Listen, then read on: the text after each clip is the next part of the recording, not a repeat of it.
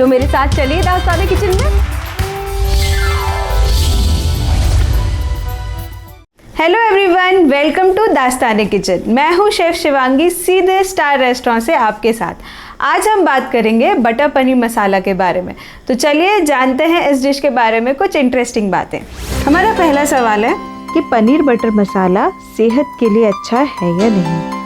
तो दर्शकों, आप ये जानते ही हैं कि पनीर बटर मसाला रोज़ बनने वाली डिश नहीं है। हम इसे ओकेजनली और मॉडरेटली बनाते हैं, कभी कभी ही बनाते हैं। लेकिन ये एक हाई कैलोरी डिश है, तो आप अगर कैलोरी ज़्यादा खाना पसंद नहीं करते हैं तो आप इसे कम खा सकते हैं, लेकिन ये बहुत ही टेस्टी डिश है और बहुत ही हेल्दी है। हमारा नेक्स्ट क्वेश्चन है, बटर पनीर मसाला की एक सर्विंग में कितनी कैलोरीज होती है। बटर पनीर मसाला की एक सर्विंग में अप्रोक्सीमेटली 635 कैलोरीज होती हैं, जिनमें 118 calories carbohydrate, 84 calories of protein and 433 calories of fat होता है। हमारा नेक्स्ट क्वेश्चन है, who invented butter paneer. Butter paneer की खोज कहाँ से हुई। दर्शकों, बटर पनीर की खोज 1950 में दिल्ली के मोती महल रेस्टोरेंट में हुई थी। वहाँ के कुक्स ने बटर और टमाटो प्यूरी का एक सॉस बना के एक करी प्रिपेयर करी थी, उसे उन्होंने नाम दिया था बटर पनीर मसाला। हमारा अगला सवाल है कि क्या हम बटर पनीर की ग्रेवीज को बटर चिकन बनाने के लिए यूज़ कर सकते हैं। तो दर्शकों, मैं आपको पहले बता दूं कि हम चिकन या मीट बनाते समय बहुत ही स्पाइसेस ज़्यादा रखते हैं और बटर पनीर हमारी हल्की सी स्वीटेंड डिश होती है और स्वीटेंड चिकन तो लोग प्रेफर नहीं करते हैं, तो हम ग्रेवीज को प्रेफरेबली यूज़ नहीं कर सकते हैं बटर चिकन या फिर नॉनवेज बनाने की रेसिपी में।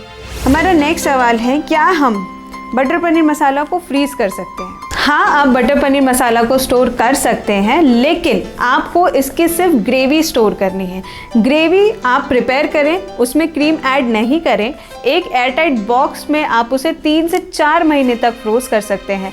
जब आप इसे यूज़ करना चाहें, आप इसे एयरटाइट बॉक्स में निकालें, गर्म करें, इसमें क्रीम ऐड करें और पनीर क्यूब्स ऐड कर सकते हैं। लेकिन ध्यान रहे कि हमें क्रीम के साथ इसे स्टोर नहीं करना है, क्योंकि जब हम क्रीम के साथ इस ग्रेवी को स्टोर करेंगे तो हमारी जो क्रीम है ग्रेवी में हल्की सी स्मेल करने लगेगी और हमारी ग्रेवी खराब हो जाएगी। हमारा अगला सवाल है कि नट्स और सीड्स पनीर की ग्रेवी में क्यों यूज़ करते हैं। नट्स जैसे कि काजू, मगज की सीड जिसको हम मेलन सीड्स कहते हैं, ये सभी चीज़ें एक ही पर्पस के लिए यूज़ करी जाती है। ये हमारी ग्रेवी को एक क्रीमी टेक्सचर देती है और हमारी करी में डले स्पाइसेस की गर्मी, जो हमें गर्माहट हमारे शरीर में मिलेगी, उसे भी कम कर देती है और एक मिल्की अरोमा डिश में प्रोड्यूस करती है। हमारा अगला सवाल है कि हम इस डिश को वेगन कैसे बना सकते हैं। आजकल बहुत सारे लोग वेगनिज्म अपना रहे हैं, जो कि दूध और डेयरी प्रोडक्ट्स यूज़ नहीं करते हैं। और अगर आपको पनीर बटर मसाला खाना है तो आप पनीर की जगह पे टोफू ऐड कर सकते हैं, और अगर आपको टोफू भी नहीं पसंद है तो आप कोई भी ग्रिल्ड वेजिटेबल इसमें यूज़ कर सकते हैं, कैप्सिकम या फिर गाजर। और अगर आप बटर और क्रीम की जगह पे सब्स्टिट्यूट ढूंढ रहे हैं तो आप वीगन बटर या फिर वीगन क्रीम का भी यूज़ कर सकते हैं। हमारा अगला सवाल पनीर मखनी से रिलेटेड है कि हमारी मखनी की जो ग्रेवी होती है, पनीर मखनी की ग्रेवी, उसे हम थिक कैसे करें। तो दर्शकों, पनीर मखनी की ग्रेवी थिक करने के लिए आप उसमें कॉर्नफ्लावर ऐड कर सकते हैं। हमेशा याद रखिएगा, कॉर्नफ्लावर ऐड करने का तरीका होता है, हमें 1 स्पून ऑफ कॉर्नफ्लावर एक कटोरी में लेना है, उसमें थोड़ा सा पानी डाल के उसे गीला करके एक सॉस प्रिपेयर करना है। अगर आप सूखा कॉर्नफ्लावर किसी भी ग्रेवी में डालेंगे तो उसमें लम्प्स पैदा हो जाएंगे, जिससे कि आपकी ग्रेवी भी खराब हो जाएगी और कॉर्नफ्लावर का टेस्ट भी नहीं आएगा और ग्रेवी थिक भी नहीं होगी। एक सॉस के रूप में अगर आप ग्रेवी में डालेंगे तो आपकी ग्रेवी की कंसिस्टेंसी थिक भी होगी और उसका टेस्ट भी इन्हेंस होगा। हमारा अगला सवाल है, क्या हम मिल्क यूज़ कर सकते हैं क्रीम की जगह बटर पनीर मसाला में। तो हमारा आंसर है नहीं। हम मिल्क इसलिए नहीं यूज़ कर सकते हैं क्योंकि जब मिल्क एसिडिक इंग्रेडिएंट जैसे कि टमाटर के साथ पकता है तो वो फट सकता है।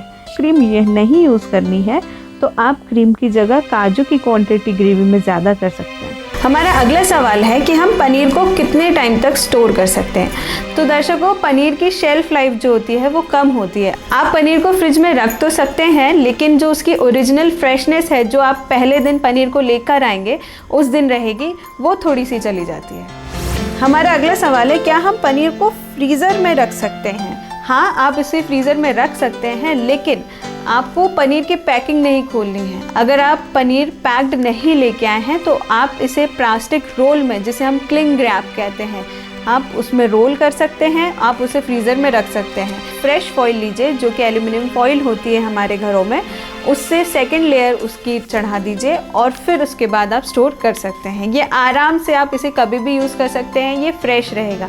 बट आप हमेशा याद रखिए कि आपको पनीर को रैप ही रखना है। अगर वो एयर के कांटेक्ट में आएगा तो बहुत ही हार्ड हो जाएगा, और अगर आप इसे पानी में सोक करके भी रखेंगे तो भी आपको वो टेस्ट नहीं आएगा। हमारा अगला सवाल है कि क्या हम पनीर को फ्राई कर सकते हैं? हाँ, आप फ्राई बिल्कुल कर सकते हैं, लेकिन आप याद रखिए कि आपको उतना ही फ्राई करना है जितना वो बस हल्के गोल्डन टेक्सचर में आ जाए। और अगर आप इन्हें फ्राई भी कर रहे हैं तो आप जल्दी से इन्हें फ्राई करने के बाद इन्हें एक पानी के बोल में डाल दीजिए, तो उससे आपका पनीर एकदम सॉफ्ट रहेगा, हार्ड नहीं होगा। नेक्स्ट सवाल है, क्या हम एक्सपायर्ड पनीर यूज़ कर सकते हैं? तो दर्शकों, मैं आपको बताऊं, सिर्फ एक्सपायर्ड पनीर नहीं, आप कोई भी तरीके का एक्सपायर्ड फूड कंज्यूम नहीं करिए। हमारा नेक्स्ट सवाल है, पनीर का टेस्ट बिटर क्यों हो जाता है? पनीर एक बैक्टीरियल प्रोसेस से बना होता है। एयर के कांटेक्ट में आने से वो बहुत ही ज़्यादा बिटर टेस्ट करने लगता है। इसलिए पनीर को ज़्यादा देर तक बाहर नहीं रखिए, उसे आप फ्रिज में स्टोर करिए या फ्रीज़र में स्टोर करके रखिए, या फिर फ्रेशली बॉट पनीर लाकर आप यूज़ कर लीजिए।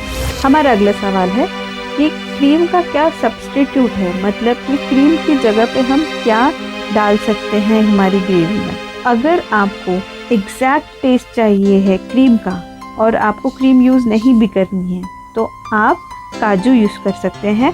काजू का यूज़ करने के लिए आपको उसका पेस्ट बनाना पड़ेगा। उसका पेस्ट बनाने के लिए आप 15 से 20 काजू लीजिए, उन्हें गर्म पानी में सोक करके रखिए और 1 या 2 घंटे के लिए, और उसे जब तक के ब्लेंड करिए जब तक कि उसका एक फाइन पेस्ट, एकदम क्रीमी पेस्ट नहीं बन जाता। और जैसे ही आप उसमें क्रीम यूज़ करते हैं, वैसे ही लास्ट स्टेप में भी काजू का पेस्ट यूज़ कर दीजिए, तो आपको एग्जैक्ट वैसे ही टेस्ट आएगा। हमारा अगला सवाल है कि ये पनीर रबरी क्यों हो जाता है? आप जब बटर पनीर मसाला बनाना स्टार्ट करते हैं तो आप अपने पनीर को पानी में सोक करके रख सकते हैं, और जब तक आपकी ग्रेवी तैयार होगी वो सॉफ्ट हो जाएगा। अगर हम पनीर को हमारी ग्रेवी में ज़्यादा पका देते हैं तो वो रबरी हो जाता है। इसलिए आपको हमेशा इन्हें गरम ग्रेवी में ऐड करना है और ढक के रख देना है, इसके बाद पकाना नहीं है। इस तरीके से आपको टाइट पनीर खाने की कोई ज़रूरत नहीं है। हमारा नेक्स्ट सवाल है, इस डिश को और ऑथेंटिक कैसे बना सकते हैं? किसी भी डिश को ऑथेंटिक बनाने का तरीका होता है उसके टेस्ट को बैलेंस करना, यानी कि तीखा, मीठा और खट्टा। आप सारी डिशेस में, आप जो भी घर पे बनाएं, उन डिशेस में अगर आप स्वीटनेस, सोरनेस और स्पाइसीनेस को बैलेंस कर देंगे तो आपकी सारी डिशेस ऑथेंटिक ही बनेंगी। हमारा नेक्स्ट सवाल है, टमाटर और मिर्ची ऐड करने के बाद हमारी ग्रेवी बहुत ही तीखी हो जाती है, इसका क्या सोल्यूशन है? आप जब भी टमाटर और स्पाइसेस या फिर मिर्चियाँ ऐड करते हैं किसी भी ग्रेवी में, तो आप हल्का सा शहद डाल दीजिए उसमें, या फिर क्रीम डाल सकते हैं उसमें, या फिर शक्कर डाल सकते हैं, जिससे कि तीखापन बैलेंस हो जाता है। ये सारी चीज़ें आपको हमारी वीडियोज़ में देखने के लिए मिलेंगी कि हम कैसे टेस्ट को बैलेंस करने के लिए उसमें मीठा, मिर्ची, स्पाइसेस, ये सभी चीज़ें ऐड करते हैं। तो दर्शकों, इसी प्रकार हमारा बटर पनीर मसाला का सेशन आज यहीं ख़त्म होता है। हम मिलते हैं नेक्स्ट एपिसोड में और दूसरी डिशेस के साथ। तब तक के लिए गुड बाय।